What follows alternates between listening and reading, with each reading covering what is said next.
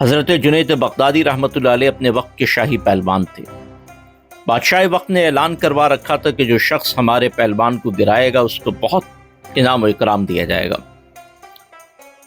سادات کے گرانے کا ایک آدمی بہت غریب اور کمزور تھا، نان شبینہ کو ترستا تھا۔ اس نے سنا کہ وقت کے بادشاہ کی طرف سے اعلان ہو رہا ہے کہ جو ہمارے پہلوان کو گرائے گا ہم اسے اتنا انعام دیں گے کہ وہ خوش رہے گا۔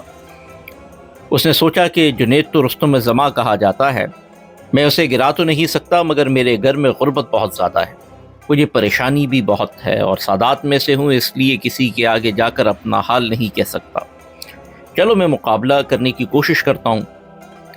چنانچہ اس نے جنید سے کشتی لڑنے کا اعلان کر دیا۔ وقت کا بادشاہ بہت حیران ہوا کہ اتنے بڑے پہلوان کے مقابلے میں ایک کمزور سا آدمی۔ بادشاہ نے اس سے کہا کہ تو شکست کھایا جائے گا۔ اس نے کہا نہیں، میں کامیاب ہو جاؤں گا۔ بہرحال مقابلے کے لیے دن متعین کر دیا گیا۔ بادشاہ وقت بھی کشتی دیکھنے کے لیے آیا۔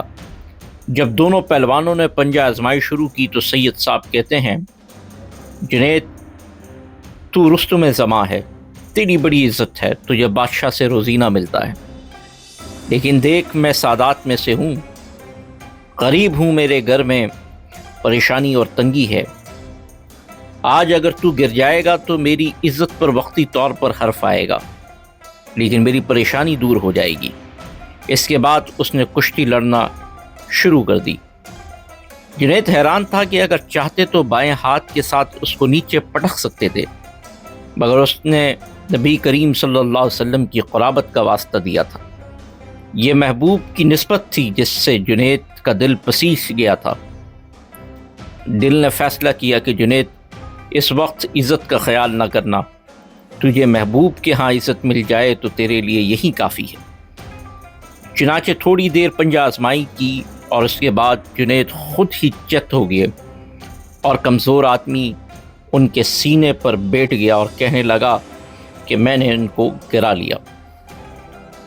بادشاہ نے کہا نہیں، کوئی وجہ بن گئی ہوگی، لہٰذا دوبارہ کشتی کروائی۔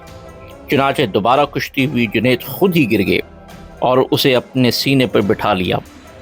بادشاہ بہت ناراض ہوا، اس نے جنید کو بہت زیادہ لعن طعن کیا، حتیٰ کہ اس نے کہا کہ جی چاہتا ہے کہ جوتوں کا ہار تیرے گلے میں ڈال کر پورے شہر میں پھرا دوں، تو اتنے کمزور آدمی سے ہار گیا۔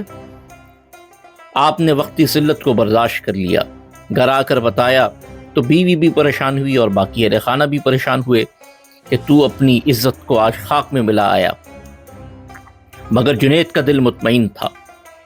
اس صفت کی وجہ سے جنید بغدادی بنے ہیں اور اللہ نے ان سے خوب دین کا کام لیا۔